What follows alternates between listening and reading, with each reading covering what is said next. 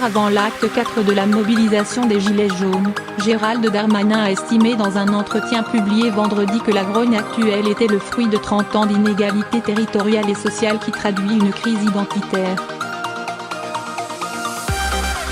Le ministre de l'Action et des Comptes publics Gérald Darmanin met en garde contre le risque de désunion nationale et un scénario anti-système à l'italienne, dans un entretien au Figaro paru vendredi, veille d'une nouvelle mobilisation à haut risque des Gilets jaunes.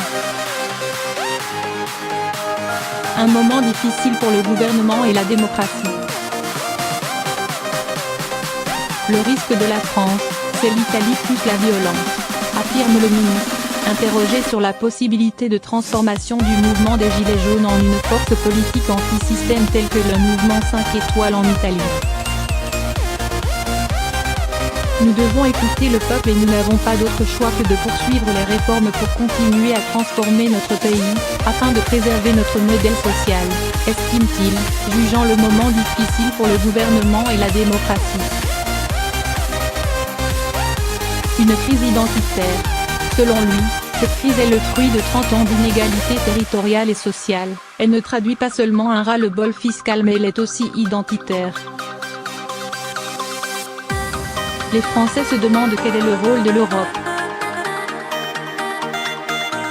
Ils se posent la question de l'avenir de nos enfants, s'interrogent sur la place des religions et notamment de l'islam, développe-t-il. Cela fait longtemps que le pays est au bord de la rupture, poursuit-il, le président est très conscient de la situation et il parlera, quand il le jugera bon.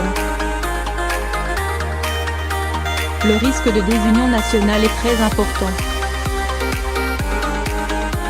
Mais quelle est l'alternative à Emmanuel Macron, Marion Maréchal ou Jean-Luc Mélenchon? Si nous ne sommes pas tous responsables, le risque de désunion nationale est très important, s'alarme Gérald Darmanin, qui appelle à aider Emmanuel Macron à réussir pour le bien de notre peuple.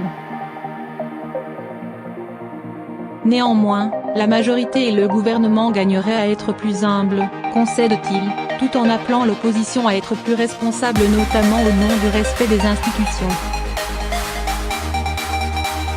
Pas de nouvelle taxation du capital. Concernant l'impôt sur la fortune immobilière, le ministre se refuse à tirer des conclusions sur ce dispositif après 6 mois d'application. Estimant, en revanche, que l'ISF a contribué à empêcher l'économie de croître du fait de l'évasion fiscale, Gérald Darmanin se refuse à taxer de nouveau plus le capital, qui crée le travail, pour satisfaire le ressentiment de certains.